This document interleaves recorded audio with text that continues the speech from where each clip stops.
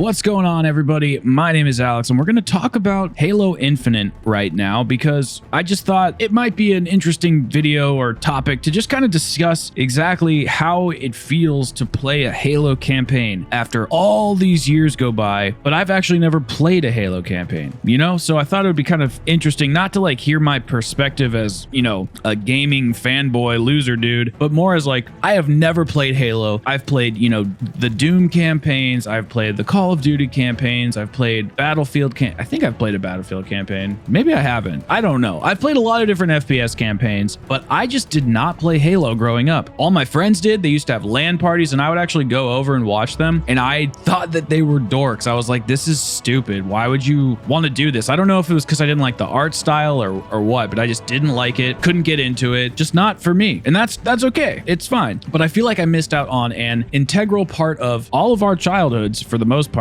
because I thought something was stupid or lame or losery. And I just wanted to talk about how I feel about the campaign now and kind of what this means for gaming in general, because there's a lot here that all these companies can take from 343 Industries and implement in their own games. And before we get into the meat and potatoes of the video, if you would consider leaving a subscription to the channel, I'm trying to hit 1,900 subscribers by the end of the year, trying to set reasonable goals. And I just think that we actually could potentially smash that goal. And if you aren't interested in subscribing, I would appreciate a like or a dislike depending on how you feel about the video. And don't forget to install the dislike button plugin. You can just type in YouTube dislike button plugin on Google Chrome and it'll pop up, blah, blah, blah. Just install it. You'll be thanking me later. All right, so the first topic I kind of want to get into is the open world issue. And I know a lot of creators were talking about how they didn't want an open world Halo game because they really loved the sequences that Halo, the developers and 343 set upon the gaming community. So rather than going from map marker to map marker, you were kind of going through a world that was curated with set pieces and special moments. And I was actually worried about this too, because I personally am sick of open world games. I'm not an open world game fan to begin with, but they are just so tedious and boring nowadays. It's just open world games are just constant grinding to get to the highest level so that you can unlock certain features and parameters of the game or areas. And I don't like that. I want to be able to go where I want to go whenever I want to do it. And Halo executed this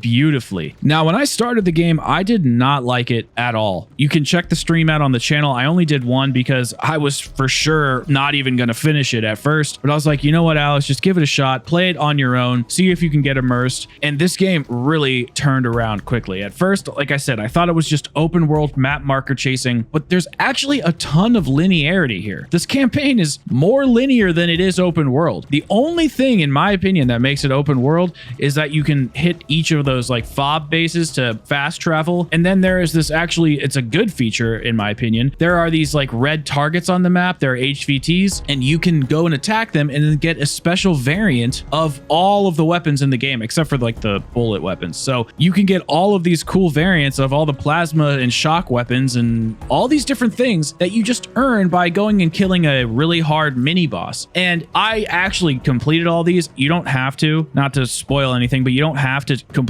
any of these, to be honest, because you end up not being able to use these weapons throughout the rest of the campaign. It's just for the open world only. So wish I would have known that, but it was still fun to do. I like fighting bosses and everything. And this was great because it was totally optional and it wasn't level gated. So I could fly to any part of the map at any time that I wanted to try to get one of these weapons for fun or for grinding or whatever I wanted to do. I had the option to do it and I wasn't restricted and there was no meaningless bloat. It was all necessary and all rewarding and all fun. It was hands down the best open world game I've ever played. And if open world games were like this consistently, I would probably play them more so. This game felt like the version of Far Cry I've always wanted, where you go from base to base and try to destroy things, but you didn't have to do any of that and you could just complete the campaign. That's exactly like what I want an open world game to be. I want the linear story, but if I really love the game and I want more of it, then I'll go explore more of it. And most open world games are just grinding random side quest bullcrap missions where there's no general reward other than XP or getting past a level gate, and it's really annoying. So the last thing I want to touch upon with the open world discussion is different biomes. I can't decide if Halo Infinite should have had different areas or not, like a snow area or a sandy area and then a lush forest area. I really did want that at the beginning because I thought, how cool would it be to be able to travel to all these different worlds and experience Halo and all these different biomes with different creatures running around and different skyboxes and all these amazing set pieces. But the more I got into the game and the more I saw the environmental storytelling that they had created with Zeta Halo and the like whatever those like auditoriums and whatever the spaces, the like inside spaces, I don't know what the hell they're called. They're not ships, but those whatever, you know what I'm fucking talking about. All of those areas, while they were very similar in feeling, I felt like I was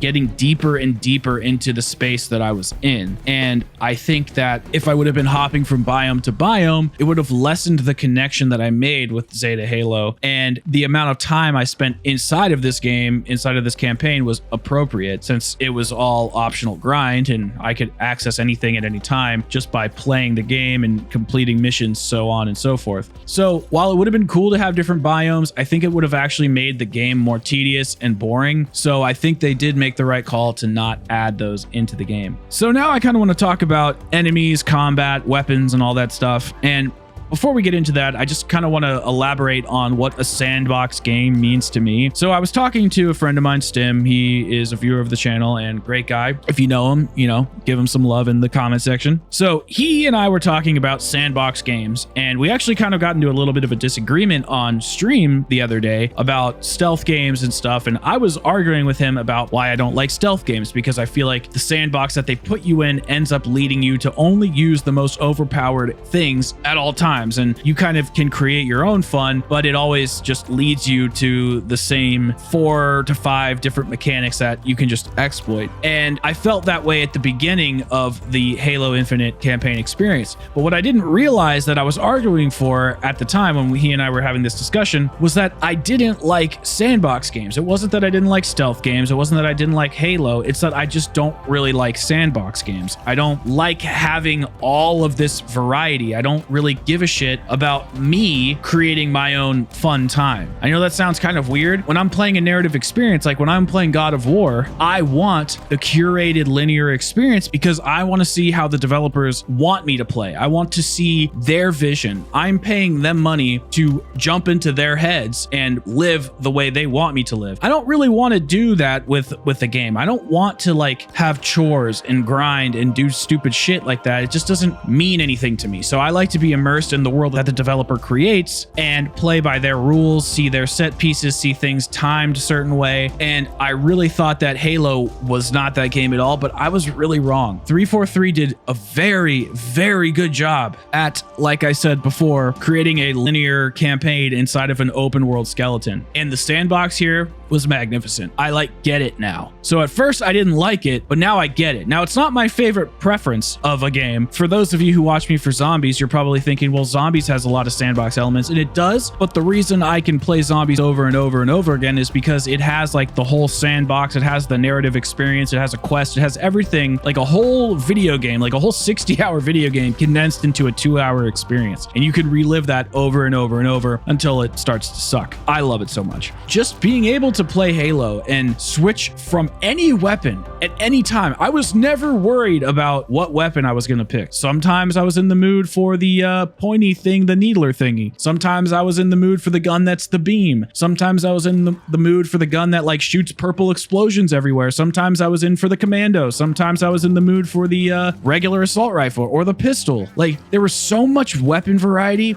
and they were all viable options. There was not one weapon that was bad. There was not one weapon that was overpowered. Well, the Mangler is definitely like the best gun in the game, I would have to say. Has a lot of ammo, does a lot of damage. It's just so fun to use. It looks cool. So everything in this game was viable. You can slingshot things, bring them to you, pull yourself closer. You're not barred from anything inside of this game. And I just cannot believe 343 was able to execute that. There was no wall barriers or there was nothing I couldn't do. Everything I wanted to do, I could do. There was nothing stopping me. And that's just so impressive. And all of the enemies, while they did get to be kind of not boring, but they were just, it was like, that was it. Okay. Like sometimes they were in a different color suit and maybe the yellow guys were harder than the blue guys, like towards the end or whatever. I don't know. The difficulty seemed to scale appropriately with these enemies. And I really did enjoy all of the variety that the game had to offer, but I never felt like I was stuck. I never felt that I couldn't progress in the game. There were a couple times where it was difficult and the game was hard, and I'm going to talk about difficulty in a second, but I was always able to move through. I was never trapped. I was never held back by the game. I was held back by my own limitations, by my own lack of creativity. And I guess what I'm trying to say is when a sandbox is done right, when a linear open world game is done right, I actually really do like it a lot. And it just goes to show you how games like Assassin's Creed, they just kind of exploit players into just staying in the game to get XP. And it's like, there's so much more to gaming than that. Inside of Halo Infinite, there was not one moment wasted. Everything was perfectly curated, perfectly timed, and was just executed flawlessly. There was no bloat. Now, I just want to touch on difficulty because I think this is where a lot of games can really miss the mark. Let's talk about COD Zombies for just a second because this is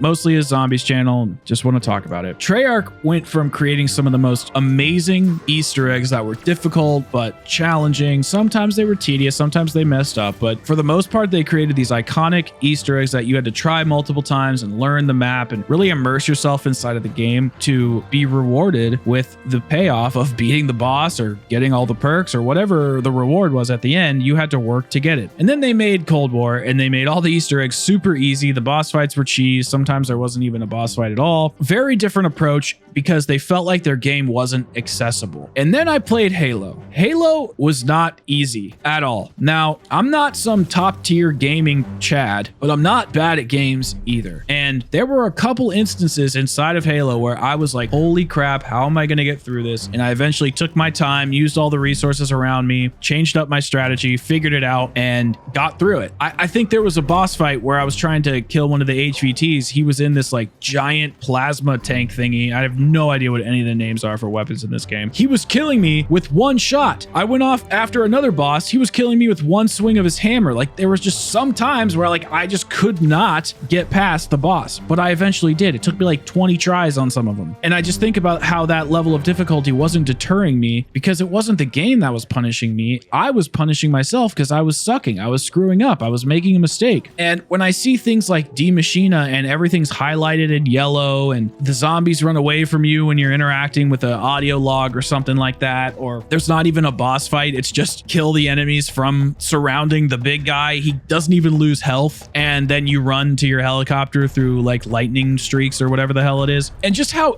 easy that was and how not replayable it is. Like it's not fun to replay something that's so easy. And I played this whole Halo campaign and I was thinking, man, this is challenging. I'm actually having to think about what my next move is. I'm thinking about how I need to shoot my grapple hook to grab that noob cube, throw it at the bad guy, and then, oh, I'm getting shot at. Now I need to slingshot on the wall to flip myself around the room so that I'm going too fast so enemies don't hit me so I can gain my health in midair. Then I'm going to slide and then I'm going to grapple hook this bad guy and then knock him with my melee attack. And just the level of ingenuity you can curate yourself inside of this game with the difficulty that is a sliding scale. Like the game got progressively harder for me. I don't know if it was in my head because again, I know it's an open world, but I genuinely felt like the more I got into the story, the harder the game became. The worst thing about Halo, in my opinion, was the boss fights. I did not find that they were that enjoyable, but I did like how they were sequence fights for the bigger ones, like for the main guy that you have to fight. I don't know any of their names or anything. I don't care about that. But for the bigger boss fights, they did have sequences. There were a couple that just need to be cheesed with bullets, but I always felt like everything was fair and you kind of knew what to expect. The further you got into the game, you could figure out 343's patterns and prepare for them. And I don't know, this game was so good. It was so fucking good. I'm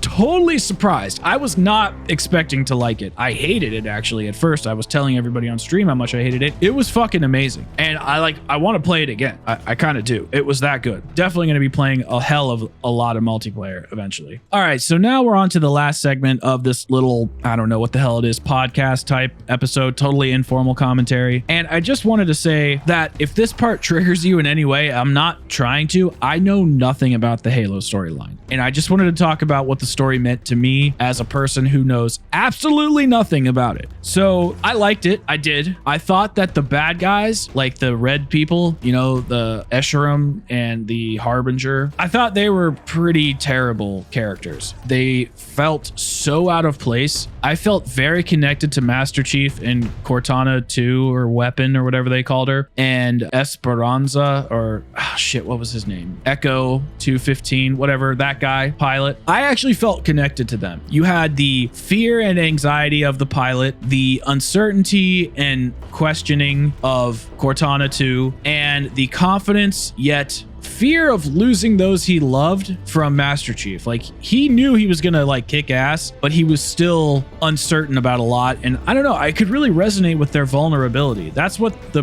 good guys felt like to me. They felt vulnerable in this game, and I could really get behind that. But then you would have these beautiful moments where they were sharing their soul and talking about their fears and talking about Master Chief's love for Cortana and all these amazing elements. And it was such good acting. And there was a couple times where I was getting choked up with the music and everything. And I have no idea what's happened in the past other than like what they're alluding to. And then you have these like cartoon character bosses coming in every now and then. They're like grunting and huffing and puff. Like, no one talks like that. I hate when they make evil people like that, like they're cartoon characters. That's not how people talk. And so that really pulled me out of the story. Just seeing Halo and Cortana and Echo, I thought they did a really good job. And I had actually heard some people say that the Echo guy was annoying. I actually really liked him. At first, he was a little aggressive, but it's like, bro, he was trapped in space for 6 months. Of course, he's going to be like full of anxiety. Who wouldn't be? He just wants to go home. I don't know. There was just something about Master Chief's confidence, how he was so quiet, how he was so sure of himself. And if he wasn't, he just did whatever the best option was to survive, especially towards the end when they're trying to get out of the destructed area. And he's just like, is this the right choice? And she goes, well, it's the only choice we have, or something along those lines. And he just jumps into the gravity spike, or the gravity portal,